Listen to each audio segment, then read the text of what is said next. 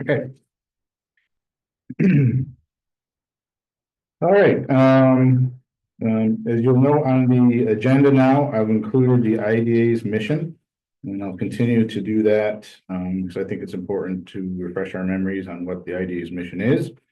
However, I will say that, we may want to look at the mission statement again in the coming months. In particular, since, the IDA amended the UTEP to include, both housing initiatives as well as tourism related initiatives. So just think about it in the meantime, and I'll propose some language for your next meeting to modify that if you so choose. I can make one quick suggestion. The last sentence, starting with the word make, with the period, just bold that. The word make? No, the rest of the sentence. Oh, Make Fulton County a desirable place to live and do business. Yep. That seems to be the essence of why we're here. All right, the minutes from your January 14th, 2025 meeting, they were all emailed to you on January 21st. Hopefully you've taken a look at them to see if they are adequate. You'll notice that I went into a bit more detail on the conversations on the monthly reports from the county and the CRG. I'd just like to add a little more detail in there for future. So anyway, anyone would like to make the motion? I'll make the motion. Accept. I'll second. Greg second. Any further discussion? All in favor, say aye. Aye. No. Motion carried. The budget report is attached to your agenda. On the revenues side in the green, we did receive the administrative fee for Benjamin Moore, I believe, in the amount of $800. Lot holdings, if you recall, last month we took an action to lease the Midas building to lot holdings for $250 a month for the 2025. Randy Lott paid 2 months. So we received $500 check from Mr. Lott. Under the non-operating revenues, we had our insured cash sweep, and a very small investment earnings on the T-bill.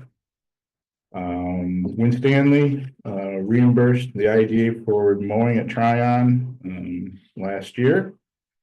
And then the Glovers Water Board made their $5,000 payment for the water line infrastructure improvements at Tryon.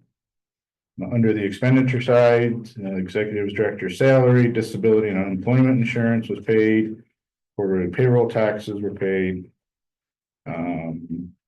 We paid the CRG for the gold membership that the IDA has, as well as the town of Johnstown fire taxes for the Route 38 properties. We also made the final payment for $123 to EDP, and that was for the wetland delineation at the Crossroads Park. Under expenditures at Tryon, we paid the town of Johnstown fire tax.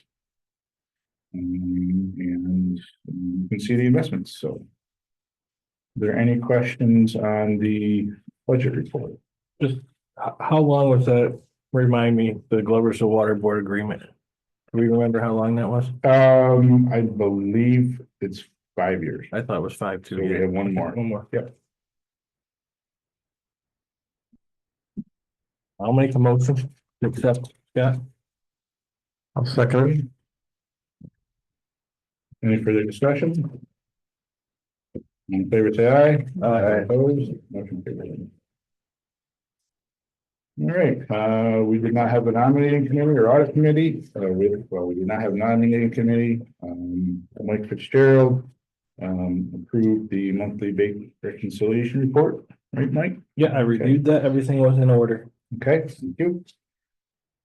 On to our county, CRG, and chamber reports. We will start with the county report. And Mr. Roll is again our liaison to the Board of Supervisors.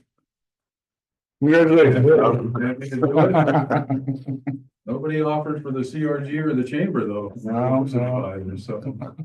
They're Anyway. lost, Tom. Scott is now providing you folks with the minutes of the Economic Development and Environment Committee.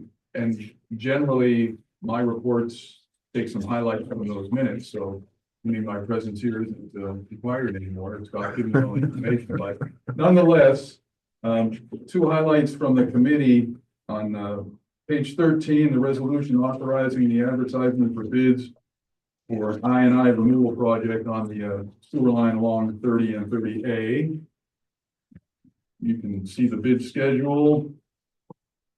Bid date is mid-March, award the bid in April, and Scott is hoping that this study can be done in the summer, June or July. And the other highlight, and these were things that have been approved by the full board yesterday, the agreement with Atlantic Testing for the subsurface investigations for the Great Sacandaga Lake Discovery Center project. And those would be the two major economic development highlights. And the full board did approve them both yesterday. Happy to answer any questions. The minutes you will find are quite detailed, so questions a lot of them can be answered just by reading what's in the committee meeting minutes. Yeah. And as I had mentioned to the IGA board, and when I sent out the agenda packet, I think it's just important for you to understand, all the other economic development initiatives, and in particular the tourism, and the tourism coordinator, Carla Colby, reports to ED&E as well. So you'll see what she's reporting on as well. And obviously the CRG and the county historian. So. Any questions for Mr. Roll? None. CRG report, Mr. Peck, I thought was going to be here. Brian, do you have any report that I thought the same thing you thought as well, Scott. I'm here for the executive session. However, you all have the board, you all have the my report in your package.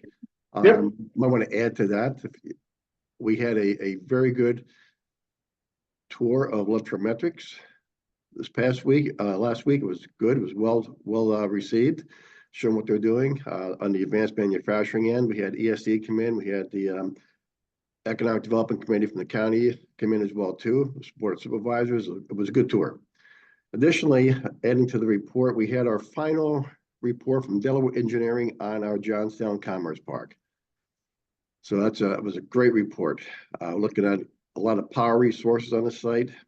So moving to the next step now, we've applied for a $435,000 Fast New York Track B grant to further these studies on the site and move it closer and closer. Right now, we are, in my opinion, we're at the initial stages right now, shovel ready, but that's a process going forward, from one stage to the next. So I think we've made a lot of good strides with that site. I'm looking forward to our next stage on it. Tomorrow is going to be an announcement at Mohawk Community College. I think we're going to be getting, I'm keeping my fingers crossed, we've got a grant in there for the Empowers grant for the workforce development. So I'm leaving here. I'm in Albany right now at a board meeting, ESD board meeting. Leaving here tomorrow morning, heading up to Mohawk College. I'm hoping we're going to be announced in the $10 million grant that COG will get a workforce development grant. We'll find out tomorrow. That's my report, other than what you have in front of you. Any questions at all?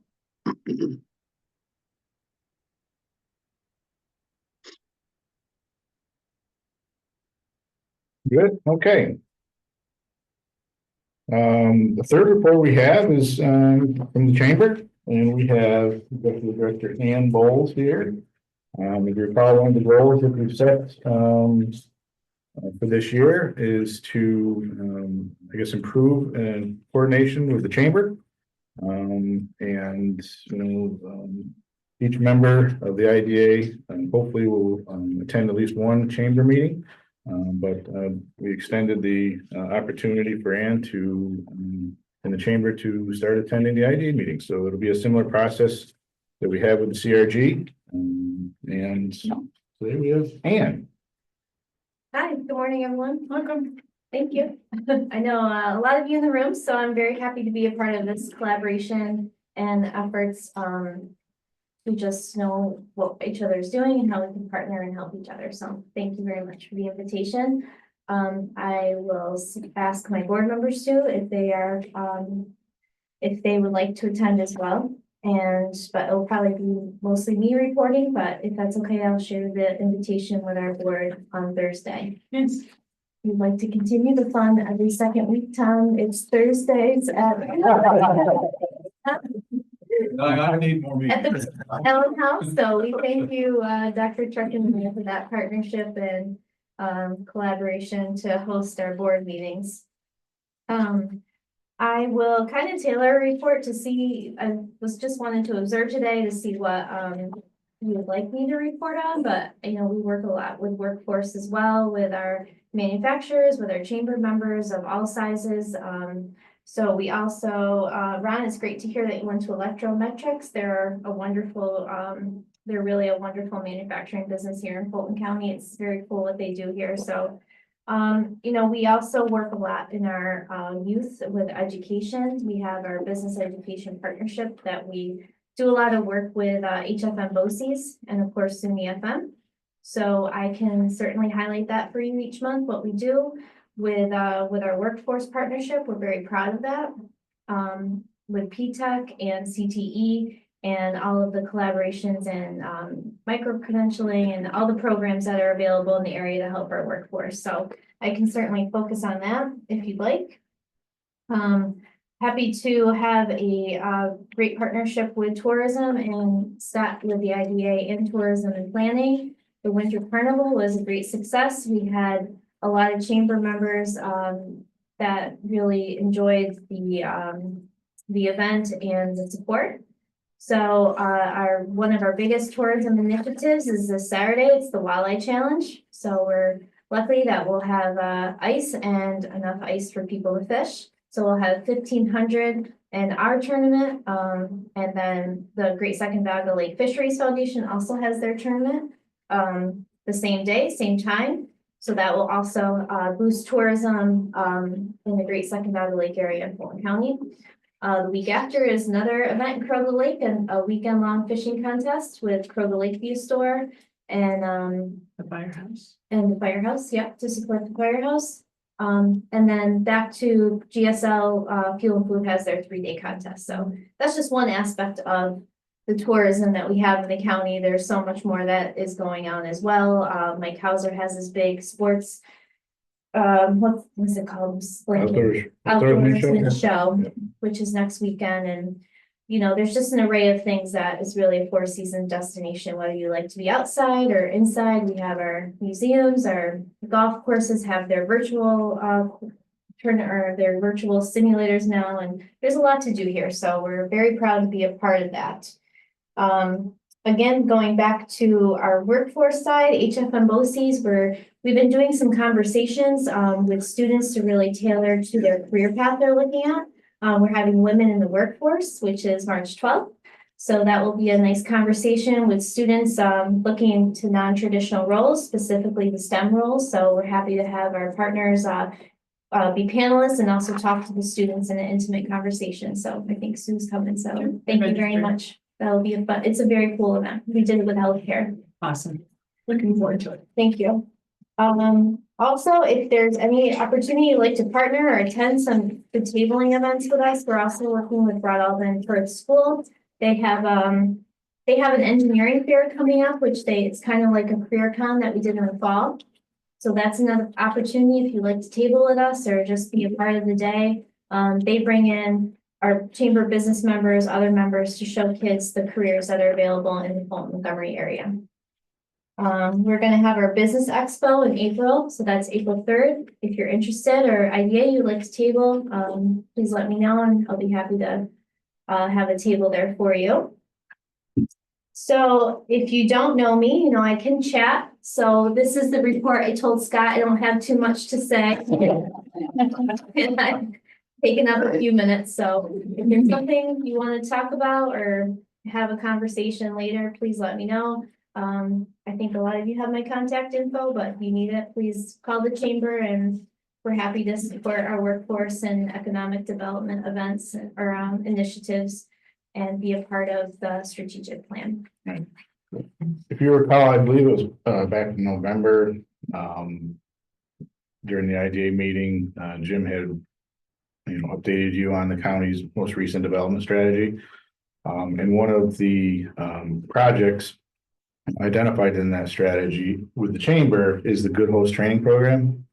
And I know in speaking with Ann already, she's already investigating and looking into, how to develop that program.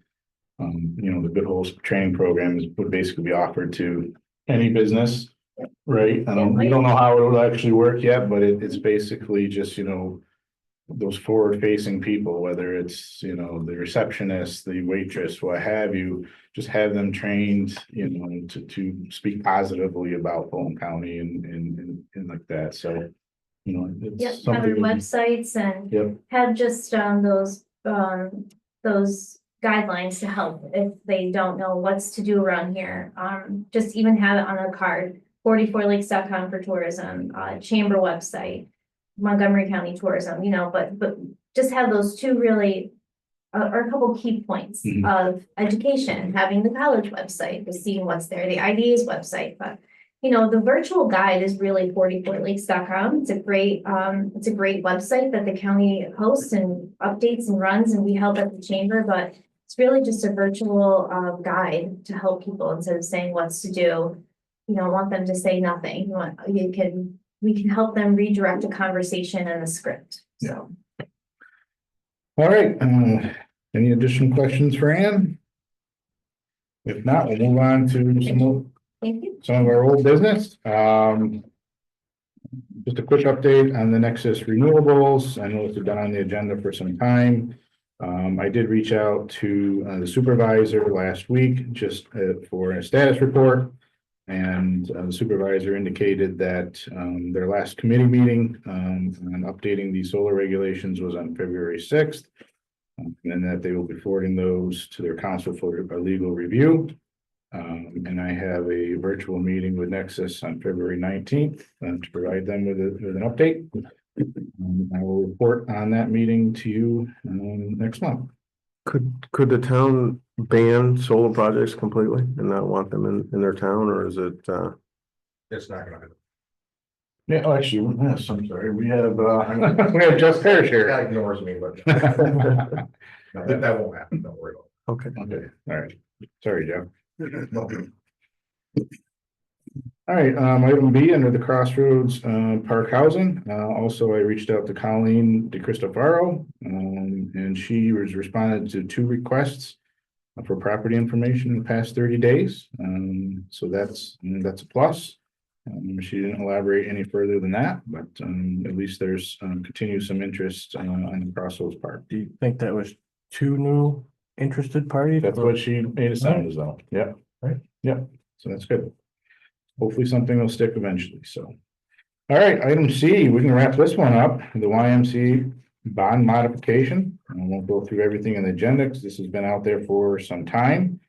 But we just heard the end of last week, right, Kara, that all of the documentation is ready to be executed by the IDA and the YMCA. And I believe that's what the chair just did. So that project, I guess, will be It's closing on Closing out. February 13th. Did we ever figure out what the delay was? I think it was just, That's a number. Attorney. it was the lawyers. I think it was Yes. the lawyers. Guess you're lucky Joe's not here. I remember we were waiting for a long period of time for the Y to decide what they want to do. They had a change in Yeah. their leadership. Yeah, I wasn't, I'm surely not privy to all I the, get it, yeah. back and forth, but. Yeah, Okay. but we're coming to the conclusion now, so that is good. Okay, item D, under the old business, rekindling this website research project. If you recall, there was a group from the IDA, the CRG, the chamber, Visitors Bureau and Fulton Montgomery Area Workforce Solutions that have been meeting several times in 2024 to take a look at economic development and in their respective websites. A proposal was requested from Emory Designs for a research project, and the scope of work is to perform customer development interviews, audit existing websites, define a target audience, and prepare a plan to drive traffic and what users are searching for. A copy of Betsy's proposal is attached to your agenda. It hasn't changed. I know that you've already reviewed that in the past. At that time, though, the IDA had asked to see if the other participants would financially support the project. The Chamber and Workforce Solutions advised they did not have the funds to put toward the project at this time. The CRG acknowledged that they would contribute $2,000 toward the project. Haven't received anything in particular from the ED&E committee yet. But with that being said, you'll see that the various components of the scope of work and the cost values associated there too, for a total cost of $12,000. Again, this is a research project. It's not going to develop a new website or landing page or anything like that. It's basically taking a look at what is the best path forward. It may come that we just do the audit of the existing websites and that may be it, but without doing the research, we won't know. So I think it's time that we, move forward with this project if you so desire. And any discussion? Well, I thought I might make a motion first. You can do that. I'd like to make a motion that we accept the proposal by Emory Designs in the amount of $12,000 with the contributions offered by the CRG and whatever the Fulton County Visitors Bureau is willing to contribute. The IDA taking lead on the cost to execute this research project. So our contribution will be to that. I'll second. Somebody like to second that? All right, any further discussion? There you go, Jeff. So our contribution will be $10,000, basically. It looks like that would be the maximum contribution, depends on what the Fulton County Visitors Bureau decides to kick in. Just for reference, you did include in your budget, I believe, $14,000 for this initiative. So the funds are there. I think it's an important component of what we need to do as an economic development platform in the county. I've been making this argument for years now that we are still too fractured in our approach. I think this is a way to start to pull the various components together into a singular voice for economic development in terms of creating this landing page. So I'm in support of it.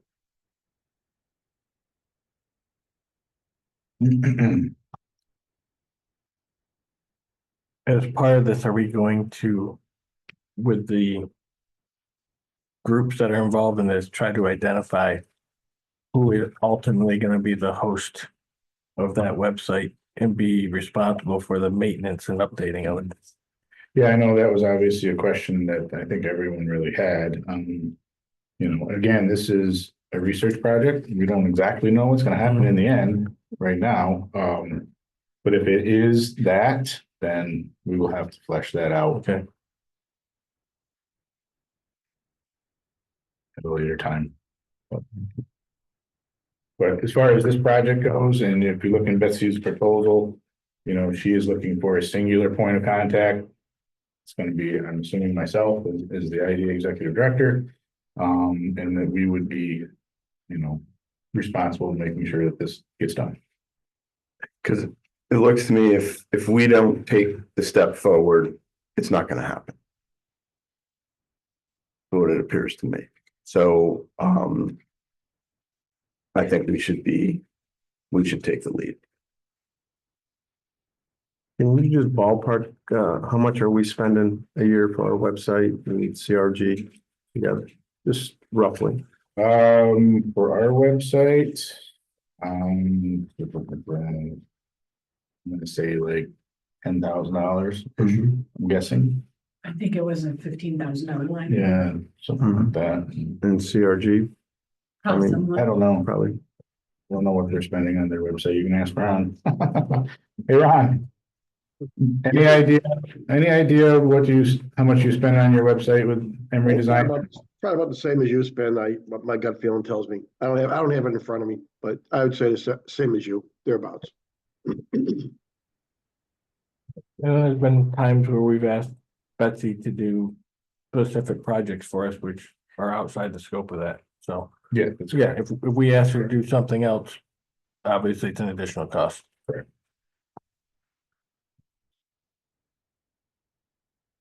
And yeah, I don't think the end idea was to replace each entity's website. It was to have a singular landing page that then drove the traffic to the appropriate entity. So the CRG would still have their website, we would still have ours, the chamber would still have theirs, but when you Google or Bing or whatever, it would take you to this landing page that helped you navigate. Like an economic hub, Yeah. like a Yeah. virtual concierge service. Like- Something pretty Yeah, interesting. City of Johnstown's working with the development right now, doing that same system, same Christie and Steve. Job, Yeah. you guys heard them. We're looking to cut the cost way down. Those things. like the preliminary thing that Betsy showed us in those meetings were basically, there'd be 4 kind of components of that website, one for economic development, one for workforce, one for tourism, and one for housing. And the intent was to make whoever is searching to be able to find things more easily, how it's broken out. So if you were looking for a tourism opportunity, you wouldn't necessarily need to go to economic development. So yeah, your budget for the IDA's website in general is $15,000. And then you have budgeted $14,000 for this website research project. So those are the 2 items in your budget then.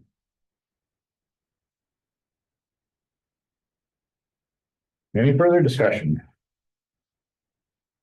All right, all in favor, say aye. Aye. Any noes? Okay. I will start to engage Betsy on that and we'll get that going. Okay, under new business, T-bills, unfortunately, Kevin Porkery from MBT has not provided us with the updated T-bills as of this morning. Carol, CFO, did contact him yesterday. He was supposed to send it via email. This morning I did not see an email.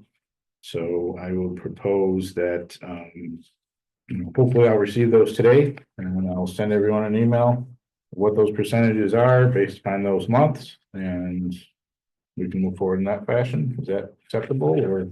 Yep. Okay. Hopefully we'll get those today. They do expire on the 13th, but as I understand it, it just sits there until the new percentage is updated, so. Okay, item B, Mohawk Valley Brownfields Developer Summit is coming up. It's going to be held on April 29th through 30th at Herkimer College. Sue, Mike, and myself attended the summit in 2024. Anyone from the IDA can attend the summit, just going on the website and entering a public access code to reserve your place if you so desire. Last year, the IDA agreed to be a breakfast sponsor for that event in the amount of $1,500. At that time, it was actually shifted from a breakfast sponsor to a lunch sponsor because the breakfast sponsorship was already taken. But there was not an additional cost for that. With a breakfast sponsorship, the IDA would have their logo and branding prominently displayed at the start of the breakfast table. You would get one dedicated exhibitor table for the IDA, as well as various other promotional items as part of the event. Didn't know if you would like to be a breakfast sponsor in 2025.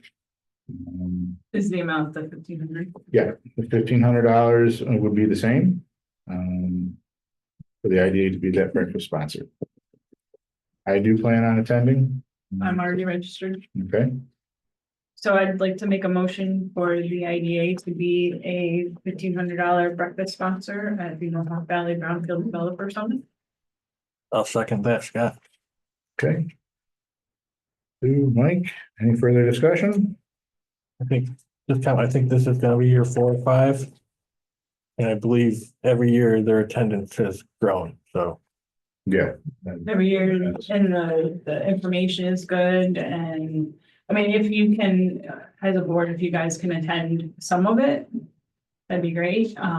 You know, sometimes it's difficult to dedicate the full 2 days. But there is some good information to bring back.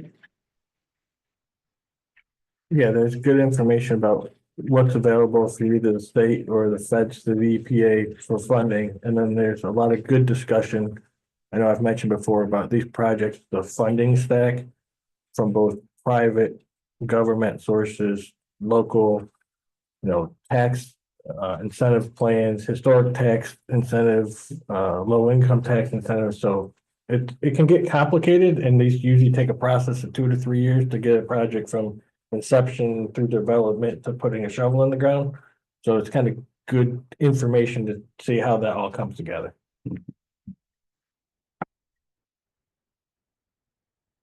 All right. All in favor, say aye on the motion. Aye. Any noes? Okay. And moving on to other business, you'll see, this is very similar to what we had at the annual meeting in regards to the board training. At the annual meeting, you asked that I review some of the IDA policies, the older policies, and recommend some changes. At that time, though, we were notified that a bill, New York State Assembly Bill 2025-A1098, was a bill proposed to amend the General Municipal Law, Section 874, tax exemptions. And this section states that the agency shall establish a uniform tax exemption policy that shall provide guidelines for the claiming of real property mortgage, recording, and sales tax exemptions, and that such guidelines shall include, but not limited to, period of exemption, percentage of exemption, types of projects for which the exemptions can be claimed, procedures for payments in lieu of taxes, and instances in which real property appraisals are to be performed as part of an application for tax exemption. In addition, agencies shall, in adopting such policy, consider such issues. So, there are 11 issues, I guess, so to speak, that is identified in your agenda that are specifically in GML Section 874. Correct, Kara? Correct. Okay. The only change though, with that assembly bill, the only addition was, Item 10. yeah, okay. Item 10.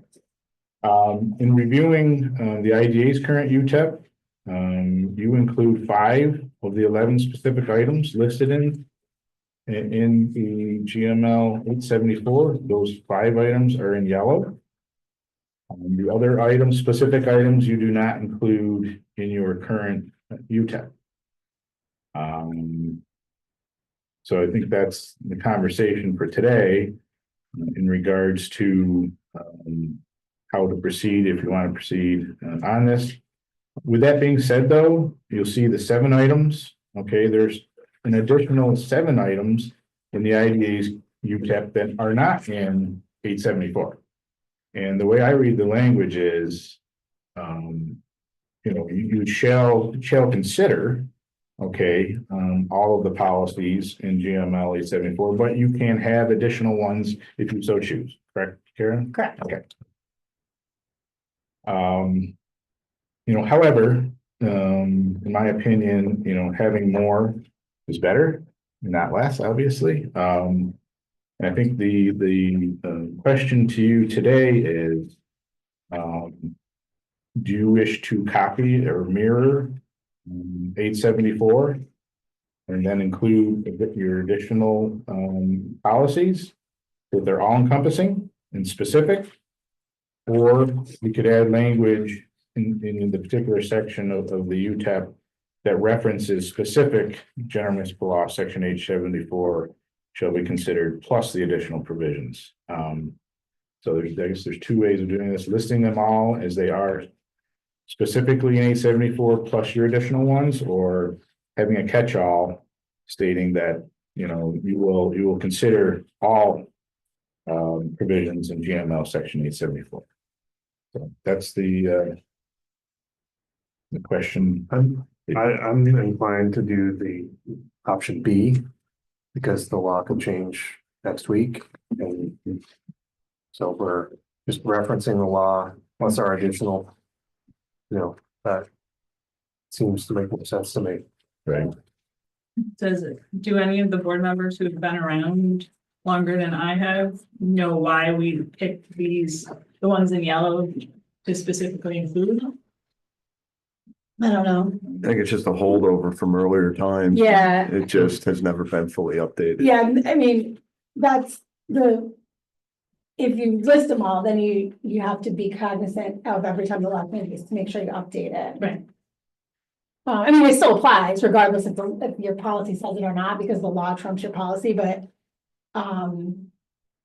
Yeah.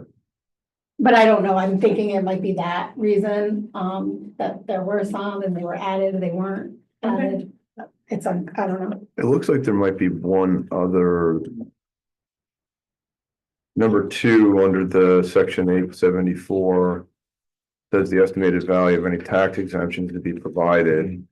And then the list of additional provisions that we have includes number 4, verbatim, the estimated value of tax exemptions to be provided. Okay. So it looks like there's a little bit of, 6 then. there's 6 then rather than 5. Okay. And it looks like ours could maybe be interpreted as slight rewordings of what's already in the Right. state's policy as Yeah. well. Right, So, because number 4 looks an awful lot like number 5. right. And So it could be that GML was just amended with different language. I don't know why you wouldn't copy and just hit the same exact. Right. Being, Right. specific, Yeah. kind of take the gray area out. In my opinion, Right. But, I would suggest, to Greg's point, that we adopt GML section 874 as our baseline standard, so that in case the law changes, it's all, automatically a part of our policy to review under those new conditions. And then maybe just do a little bit of fine tuning on these additionals and eliminate purge what's not. Yeah. So Kara, I guess question for you is, what would happen in the scenario that we just left it as is? I mean, if you left it as is. Yeah. I mean, really, there's no negative impact. You still have GML right, that applies to you. right. You still have your policy. It's just that the two are somewhat conflicting Mhm. in a way. So, I mean, I suppose a company could say, you don't have in here, in your policy, you don't have in here that you should consider childcare, but childcare is the state, and then, you would have to sort of take that into consideration as well. Navigate that, right? Yeah. Right. Okay. I mean, it seems to me if part of our job is to facilitate applications, we want to try to broaden the criteria that we use to consider the validity of an application, right? Mhm. And not narrow that. But also to not make internal conflicts that create confusion and, right? All right, somebody like to make the motion, to include the GML section 874 language within the UTEP. I'll make the motion. I'll Okay. second it. Joe, But I'd like to amend that. Would you accept a friendly amendment? By all means. Just to clean up the language, as we Yeah. said, so Okay. clean up the language in the additional. Yeah. Um, Take out any redundancies. precisely, yep. I know what she's. Well, yeah, well, okay, any further discussion? All in favor, say aye. Aye. No, all right, carried. Hey, Scott, just on number 7 in our agenda, we talked about enhancements of quality of life for people. We got recreation removal, brownfield redevelopment. We should also probably add employment to that. Or number 7. Number 7, On page 8. Page 8. yeah. You could make that argument. You could also make the argument that number 6 covers that because you're talking about the economic benefit Yeah. of the project. And the GML refers to, or actually we have the private employment, Mhm. the number. Number 1 in Number 1, GMLs. yeah. Okay, Mhm. Yeah. Number 1. Yeah, see- yeah, that's true. Already we've got redundancies that we're Yeah, pondering here, Yeah. so. Okay. I will take a stab at that. All right, anything else for open discussion until we go into executive?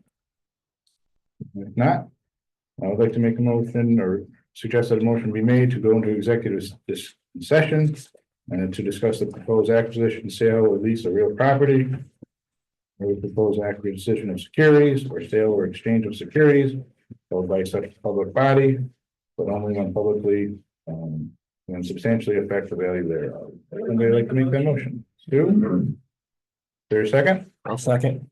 Mike? Any further discussion? All in favor, say aye. Aye. Noes? All right, motion carried. You guys, thank you for coming. Session at 8:45 a.m. You can put the website donation. Okay,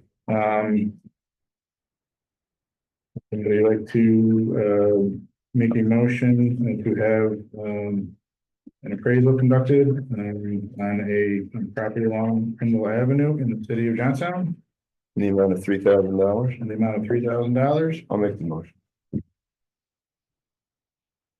Steve? Is there a second? Greg? All in favor, say aye. Aye. Opposed? Motion carried. All right, our next meeting is on March 11th, 2025, 8:00 a.m. Anything else for the ID this time, no? I'll make a motion. Motion to close. Made by Sue, your second. All right, Joe. All in favor, say aye. Aye. Opposed? And closed.